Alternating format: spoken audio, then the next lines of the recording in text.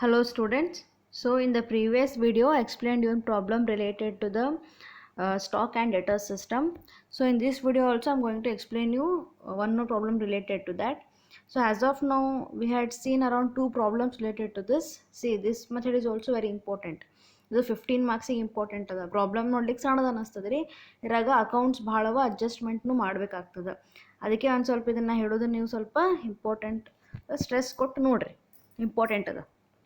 So let us see the problem. Using stock and data system, find out the profit or loss made by the Bengaluru branch for the year ending 31/12/1990.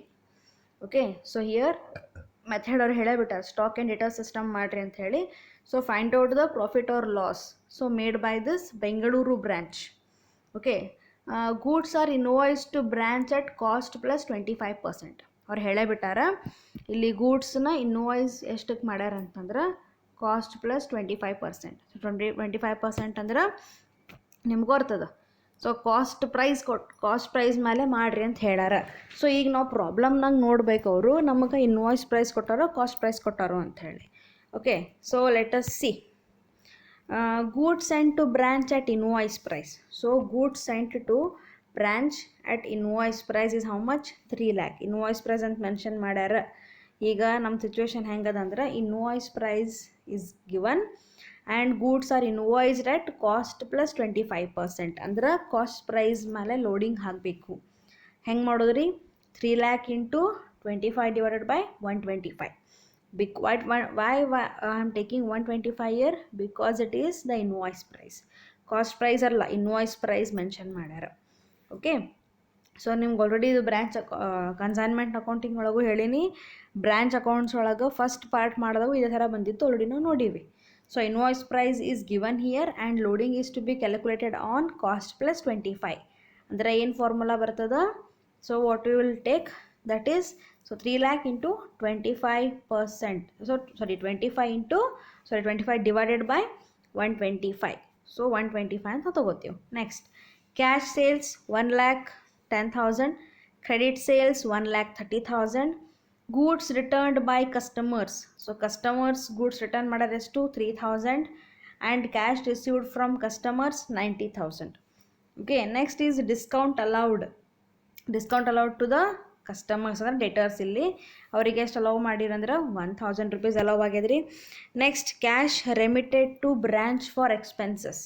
So following are the sum of the cash expenses: rent and rates, salaries, sundry expenses. All together is 9,000 rupees. Next defective goods return of. Defective goods ಇದ್ದು ಒಂದು ಸ್ವಲ್ಪ ಅವನ್ನ return off ಮಾಡ್ಯಾರ, write off ಮಾಡ್ಯಾರ, ಅದನ್ನು invoice price ಅಂತ mention ಮಾಡ್ಯಾರ. ಎಲ್ಲೆಲ್ಲಿ ಇನ್ವಾಯ್ಸ್ ಪ್ರೈಸ್ ಅಂತ ಮೆನ್ಷನ್ ಮಾಡ್ತಾರೆ ಡೆಫಿನೆಟ್ಲಿ ಲೋಡಿಂಗ್ ಕ್ಯಾಲ್ಕುಲೇಷನ್ ಆಗಬೇಕು. Invoice price how much? 1,000 rupees. Next goods returned by branch to head office. So branch ಏನು ಮಾಡ್ಯದ, ಸ್ವಲ್ಪ ಗೂಡ್ಸನ್ನು ಉಳಿದಿದ್ದೇನು ಗೂಡ್ಸ್ ಅವಲ್ಲ ಅದನ್ನು ಬ್ರಾಂಚಿಗೆ ಹೆಡ್ ಆಫೀಸ್ಗೆ ವಾಪಸ್ ಕಳಿಸ್ಯಾರ. So branch has sent the goods to head office back. How much is that? 10,000 rupees. At last, stock at close invoice price. ನೀವು ಒಂದು ಏನು ನೋಟಿಸ್ ಮಾಡಬೇಕಿಲ್ಲ ಅಂದ್ರೆ, ಇದು ನಮ್ಮ ಕ್ಲೋಸಿಂಗ್ ಸ್ಟಾಕ್ ಕೊಟ್ಟಾರ, ಹೌದಿಲ್ಲ ರೀ, 52,000 ಅಂತ ಹೇಳಿ. ಇಲ್ಲಿ ನಾವು ನೋಡ್ಬೋದು ನಮ್ಗೆ ಓಪನಿಂಗ್ ಸ್ಟಾಕ್ ಕೊಟ್ಟಿಲ್ಲ. ಓಕೆ, ಓಪನಿಂಗ್ ಸ್ಟಾಕ್ ಕೊಟ್ಟಿಲ್ಲ. ಹಾಗೆ ಇಲ್ಲಿ ನಮಗೆ ಓಪನಿಂಗ್ ಡೆಟರ್ಸ್ ಕೊಟ್ಟಿಲ್ಲ. ಸ್ವಲ್ಪ ನೀವು ಲಕ್ಷ ಕೊಟ್ಟು ನೋಡ್ರಿ, ಓಪನಿಂಗ್ ಡೆಟರ್ಸು ಕೊಟ್ಟಿಲ್ಲ, at the same time closing debtors ಕೊಟ್ಟಿಲ್ಲ. ಎಸ್, ಸೊ ನಮ್ಗೇನು ಕೊಟ್ಟರೆ ಡೇಟರ್ಸ್ ಬಗ್ಗೆ ಮೊದಲು ಮಾತಾಡಬೇಕು ಅಂತಂದ್ರೆ, ಡೇಟರ್ಸ್ ಇನ್ಫಾರ್ಮೇಷನ್ ಒಳಗೆ ಏನೇನು ಮಿಸ್ಸಿಂಗ್ ಅದಂದ್ರೆ closing ಡೇಟರ್ಸ್ is missing. Okay, opening ಡೇಟರ್ಸ್ ಬಗ್ಗೆ ಏನೂ ಮಾಹಿತಿ ಇಲ್ಲ. ಆಮೇಲೆ ಏನದ, ಕ್ಯಾಶ್ ರಿಸೀವ್ಡ್ ಫ್ರಮ್ ಕಸ್ಟಮರ್ಸ್ ಕೊಟ್ಟಾರ. ಆಮೇಲೆ ಕ್ರೆಡಿಟ್ ಸೇಲ್ಸನ್ನು ಏನು ಮಾಡ್ಯಾರ ಇಲ್ಲಿ ಕಂಪಲ್ಸರಿ ನಮಗೆ ಕೊಟ್ಟಾರ. ಓಕೆ, ಓಪನಿಂಗ್ ಡೇಟರ್ಸ್ ಇಲ್ಲ, ಕ್ಲೋಸಿಂಗ್ ಡೇಟರ್ಸ್ ಇಲ್ಲ. ಸೊ ಇದ್ರ ಬಗ್ಗೆ ಡೈರೆಕ್ಟ್ಲಿ ನಿಮಗೆ ಸ್ವಲ್ಪ ತಿಳಿಯೋದು ಕನ್ಫ್ಯೂಷನ್ಸ್ ಆಗ್ಬೋದು. ಬಟ್ ಯೂಶಲಿ ನಿಮ್ಗೆ ಹೇಳಬೇಕಂದ್ರೆ ಓಪನಿಂಗ್ ಡೇಟರ್ಸ್ಗಿಂತ ಕ್ಲೋಸಿಂಗ್ ಡೇಟರ್ಸ್ ಬಗ್ಗೆ ನಾವು ಭಾಳ ಇಂಪಾರ್ಟೆನ್ಸ್ ಕೊಡಬೇಕಾಗ್ತದೆ. ಯಾಕಂದರೆ ಇದು ಇಯರ್ ಎಂಡ್ ಸ್ಟೇಟ್ಮೆಂಟ್ಸ್ ಮಾಡ್ಲಿತ್ತೀವಿ. ಓಪನಿಂಗ್ ಡೇಟರ್ಸ್ ಕೊಟ್ಟಿಲ್ಲ ಅಂದ್ರೆ ಅರ್ಥ ಏನು ಮಾಡ್ಕೋಬೋದು ಅಂತಂದ್ರೆ, ಮೇ ಬಿ ಪ್ರೀವಿಯಸ್ ಇಯರ್ನ ಯಾವುದೂ ಡೇಟರ್ಸೇ ಇಲ್ಲ, ಎಲ್ಲನೂ ಇಮಿಡಿಯೇಟ್ಲಿ ಪೇಮೆಂಟ್ ಆಗ್ಯಾವ, ನಮ್ಗೆ ಯಾವ ಡೇಟರ್ಸ್ ಇಲ್ಲ ಅಂತ ನಾವು ಅನ್ಕೋಬೋದು. ಓಕೆ, ಸೊ ಡೇಟರ್ಸ್ ಇಲ್ಲ.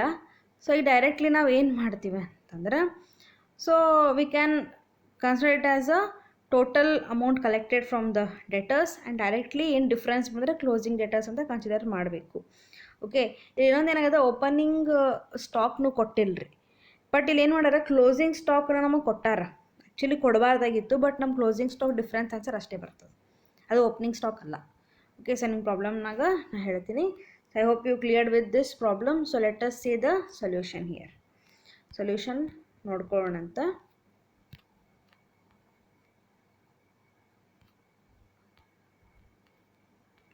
See, in the books of Bengaluru branch, the method which we are following is what? Stock and data system.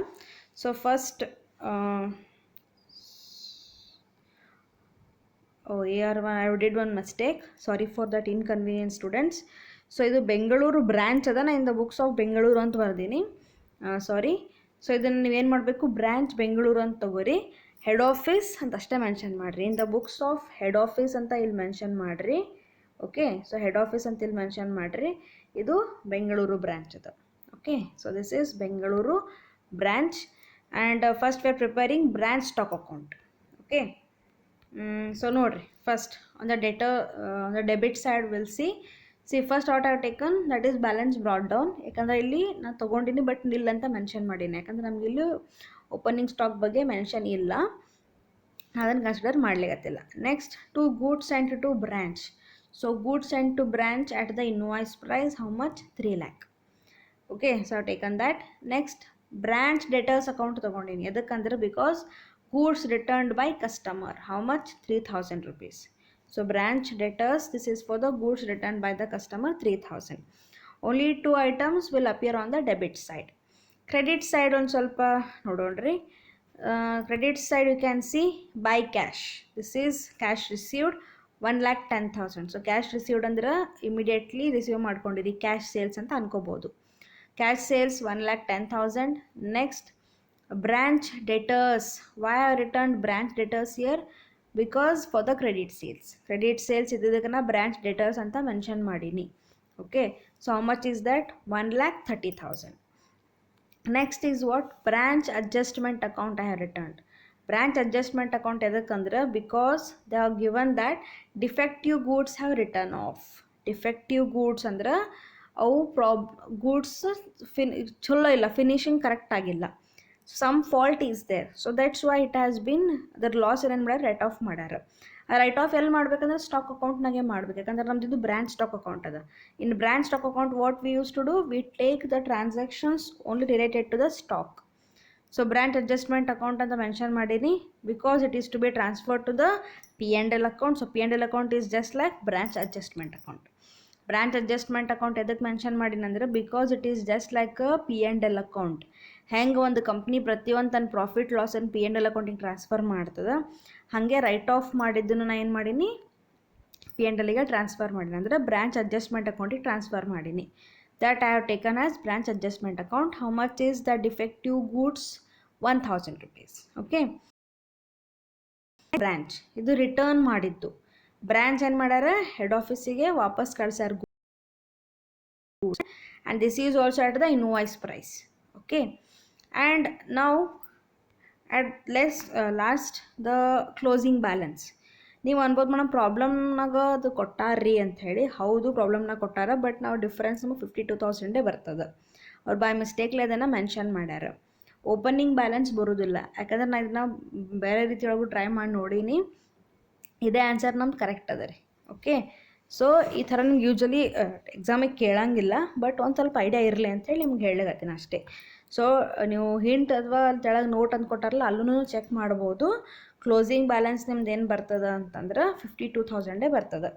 So make the total, you will get the total 3,03,000. Debit side higher ಅದ ಅಮೌಂಟ್. So difference ಎಷ್ಟು ಬರ್ತದೆ? 52,000. That is your closing balance which you got.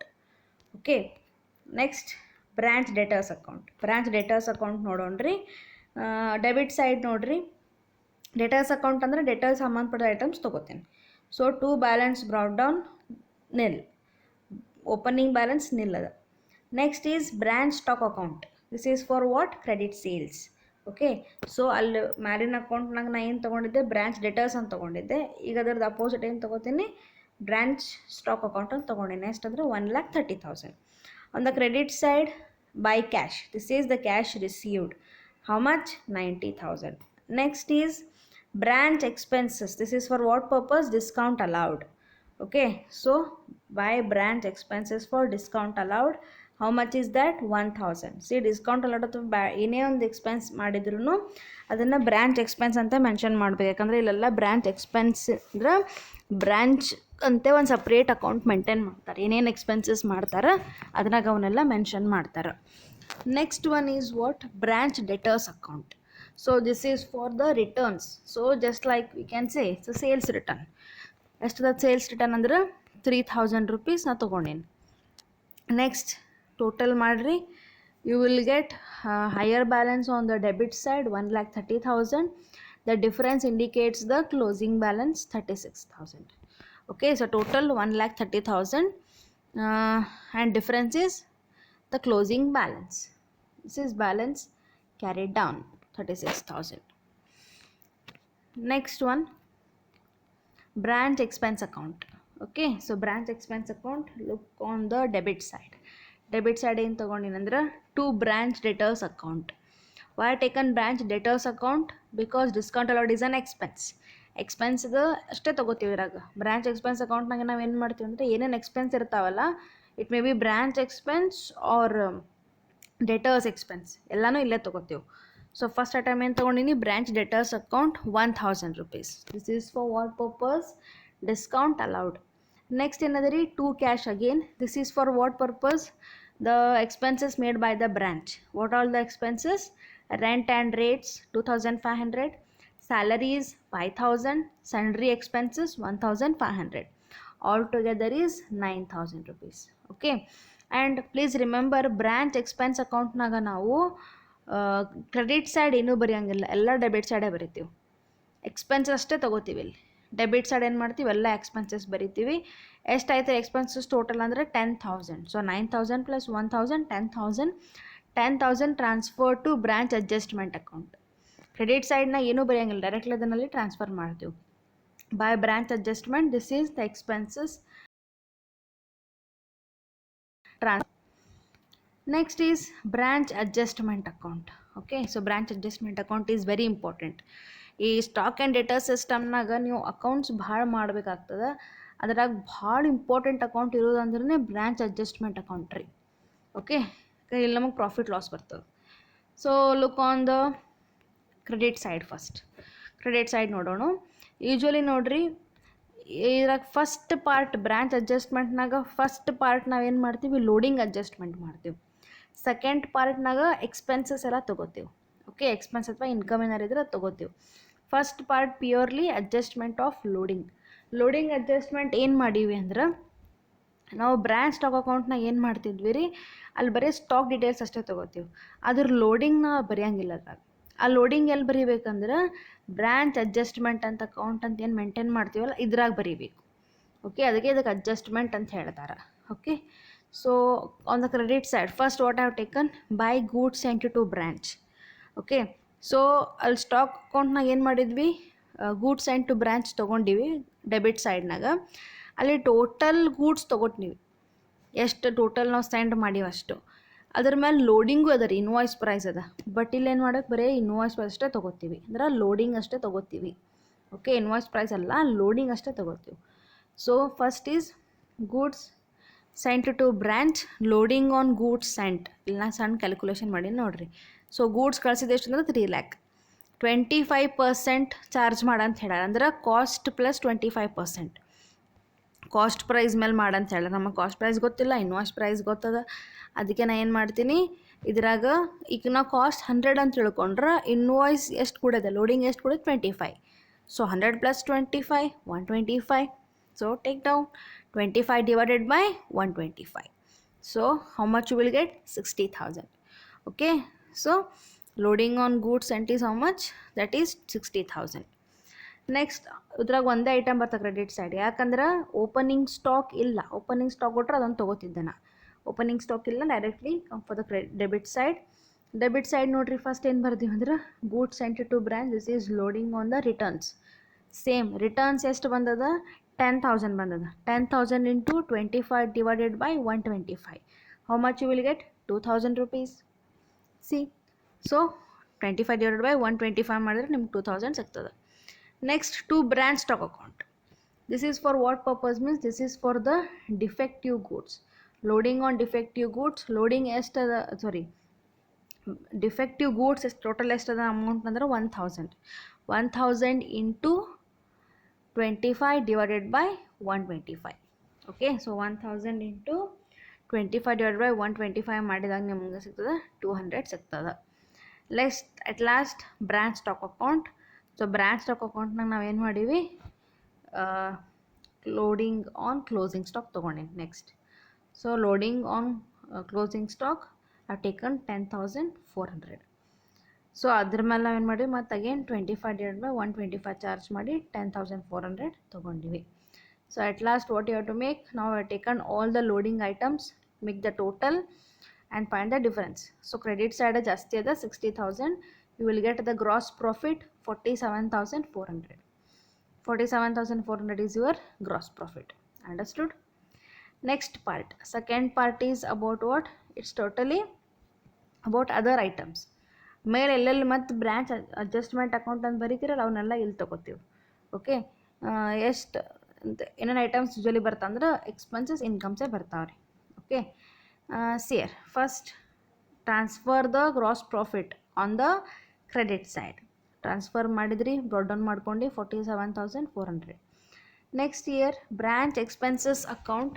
So branch expense ಎಷ್ಟು transfer ಮಾಡ್ತೀನಿ ನಾ, ಇಲ್ಲಾಂದ್ರೆ 10,000 transfer ಮಾಡ್ತೀನಿ. Next what I will take, branch stock account. This is the cost of defective goods. So defective goods ಅದೇನು ಮಾಡ್ಬೇಕು, ಬರೀ cost ತೊಗೋಬೇಕು. ಇನ್ನು ನೆನಪದ ಹೆಂಗೆ ನಾವು ಡೆಫಿಸಿಟ್ ಅಥವಾ ಸರ್ಪ್ಲಸ್ ಅಂತ ತೊಗೋತಿದ್ವಲ್ಲ, ಅದೇ ಪ್ರಕಾರ ತೊಗೊಳೋದ್ರಿ. ಹಿಂದಿನ ಪ್ರಾಬ್ಲಮ್ ನಿಮ್ಗೆ ಹೇಳಿದ್ದೆ ನಾ, ಡೆಫಿಸಿಟ್ ಅಂತ ಬಂದಿತ್ತು. ಡೆಫಿಸಿಟ್ ಅಂತ ಬಂದ್ರೆ ಅದರದ್ದು ಲೋಡಿಂಗ್ ಅಪ್ಪರ್ ಪಾರ್ಟಿಗೆ ಹಾಕ್ತೀವಿ. ಬ್ರ್ಯಾಂಚ್ ಅಡ್ಜಸ್ಟ್ಮೆಂಟ್ ಅಕೌಂಟ್ ಅಪ್ಪರ್ ಪಾರ್ಟಿಗೆ ಅದಕ್ಕೆ ಹಾಕ್ತೀವಿ. ಅದರದ್ದು ಕಾಸ್ಟ್ ಏನಿರ್ತದಲ್ಲ ಅದನ್ನೇನು ಮಾಡಬೇಕು, ರೈಟ್ ಆಫ್ ಆಗ್ತದೆ ಇಲ್ಲಿ. ಸೊ ಅದಕ್ಕೆ ಏನು ಮಾಡ್ಬೇಕು, ನಾವಿಲ್ಲಿ ತೆಳಗಿನ ಅಕೌಂಟಿಗೆ ಅಂದ್ರೆ ಇಲ್ಲಿ ರಿಮೈನಿಂಗ್ ಪಾರ್ಟ್ ಏನಿದೆ ಅಲ್ಲಿ ಟ್ರಾನ್ಸ್ಫರ್ ಮಾಡ್ತೀವಿ. ಓಕೆ, ಲೋಡಿಂಗ್ ಇಲ್ಲಿ ತೊಗೋತೀವಿ, ಅದರ ಕಾಸ್ಟ್ ಇಲ್ಲಿ ತೊಗೋತೀವಿ. ಸರ್ಪ್ಲಸ್ ಅದನ್ನು ಹಾಗೆ ಮಾಡ್ತೀವಿ ರೀ. ಓಕೆ, ಅದನ್ನು ಅಪೋಸಿಟ್ ಕ್ರೆಡಿಟ್ ಸೈಡ್ ತೊಗೋತೀವಿ. ಈಗ ಇಲ್ಲಿ ಬ್ರ್ಯಾಂಚ್ ಸ್ಟಾಕ್ ಅಕೌಂಟ್ ತೊಗೊಂಡಿನಿ, that is cost of defective goods. So cost is nothing but loading ತೆಗಿಬೇಕು. ಲೋಡಿಂಗ್ ಆಲ್ರೆಡಿ ಕ್ಯಾಲ್ಕುಲೇಷನ್ ಮಾಡೀವಿ, 200 ಬಂದದ. So 1,000 is totally cost. 1,000 is the total value of the defective goods. 1,000 minus 200, 800 is the cost I have taken write off ಮಾಡೋದು. ಇಷ್ಟು item ಬರೋದ್ರಿದಾಗ.